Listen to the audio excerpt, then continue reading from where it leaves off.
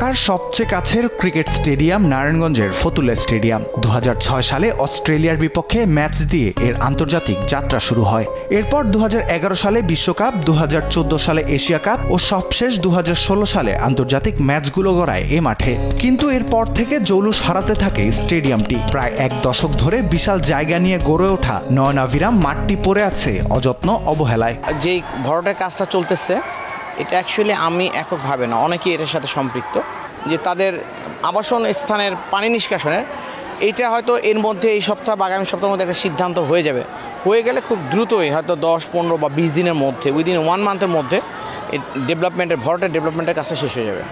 যদি এই স্টেডিয়ামটা খুব দ্রুত মানে খেলার উপযোগী হয়ে যায় এবং খেলাধুলা আরম্ভ হয়, এতে আমরা এলাকাবাসী সবচেয়ে বেশি উপকৃত হব। স্টেডিয়ামে বিভিন্ন আপনার যে একাডেমি ছিল, আউট স্টেডিয়ামে প্র্যাকটিসের একটা সুযোগ ছিল। তখন আমাদের এই অঞ্চলে ম্যাক্সিমাম শিশু, কিশোর এবং যুবকরা খেলার প্রতি একটা আকর্ষণ ছিল।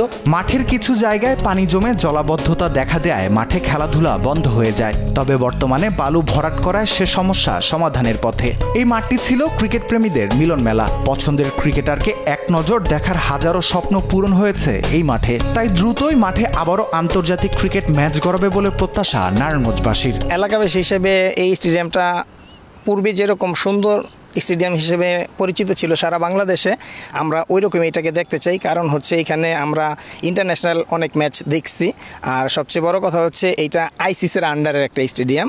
তো এই স্টেডিয়ামটা যেন পুনরায় আবার সংস্কার করে ফতুল্লাবাসীকে এটা উপহার দেয়, এটা আমাদের আশা। তো এই স্টেডিয়ামের এসির কাজগুলি করছি। এই স্টেডিয়ামটা অনেক দিন ধরে পরিত্যক্ত।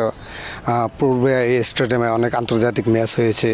আমরা চাই এই এলাকাবাসী যে আমরা এই স্টেডিয়াম আবার পুনরায় চালু হোক। স্টেডিয়ামটি রয়েছে বাংলাদেশ ক্রিকেট বোর্ডের অধীনে। দফায় দফায় নতুন পরিকল্পনায় এটি চালুর কথা থাকলেও আদৌ তা বাস্তবায়ন করতে পারেনি বিসিবি। তবে দেশের পট পরিবর্তনের পর স্টেডিয়ামটি পুনর্নির্মাণে এগিয়ে আসতে চায় জাতীয় ক্রীড়া পরিষদ। কাজটা সম্ভবত বিসিবি করছে, মন্ত্রণালয় না। সেক্ষেত্রে আমরা এনএসসি থেকে বিসিবির সাথে যোগাযোগ করব এবং ফতুল্লা স্টেডিয়ামের ব্যাপারে আমরা আসার পরে একটা নির্দেশনা ছিল বিসিবির কাছে যে আপনারা একটা প্ল্যান করেন কিভাবে এই স্টেডিয়ামটাকে আবার আমরা পুনরুদ্ধার করতে পারি, এবং তাহলে আমাদের ঢাকার মধ্যেই আমাদের 2টা স্টেডিয়াম থাকবে ইন্টারন্যাশনাল।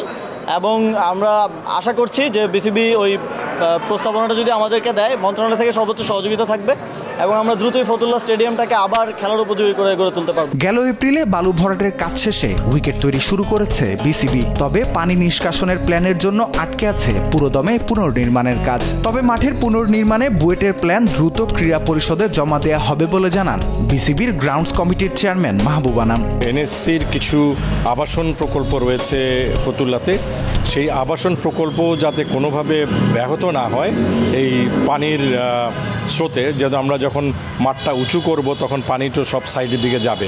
তো সেই জন্য আগে যে বুয়েট যে ডিজাইনটা করেছিল তার কিছু পরিবর্তন দরকার হচ্ছে। সেই পরিবর্তন অনুযায়ী আমরা নতুন কার্যাদেশ দিয়েছি বুয়েটকে। সেই কার্যাদেশের অনুপাতে নতুন যে পানি নিষ্কাশনের যে ড্রয়িংটা আসবে সেটা আমরা এনএসসিকে দেবো এবং সেই অনুপাতে কাজ হবে। আমরা ইনশাল্লাহ আমরা আশা করছি 2027-এর মধ্যে অবশ্যই এখানে ম্যাচ গড়াবে। স্থানীয়দের ব্যবসা বাণিজ্য থেকে শুরু করে এলাকার রাস্তাঘাট নতুন রূপে স্বাস্থ্য আন্তর্জাতিক ম্যাচগুলোকে কেন্দ্র করে সরকারের আন্তর্জাতিক উদ্যোগে সে রঙিন দিন ফিরে পেতে চায় নারায়ণগঞ্জবাসী। গেল মার্চে নাম পরিবর্তন হওয়া শহীদ রিয়াগুপ স্টেডিয়ামের সংস্কার কাজ চলছে পুরোদমে। দ্বিতীয় দফায় শুরু হয়েছে স্টেডিয়ামটির বালু ভরাটের কাজ। বিসিবি যখন ভেন্যুর চিন্তায় মগ্ন, তখন স্বরূপে ফিরতে শুরু করেছে নারায়ণগঞ্জের আন্তর্জাতিক স্বীকৃতি পাওয়া এই স্টেডিয়ামটি।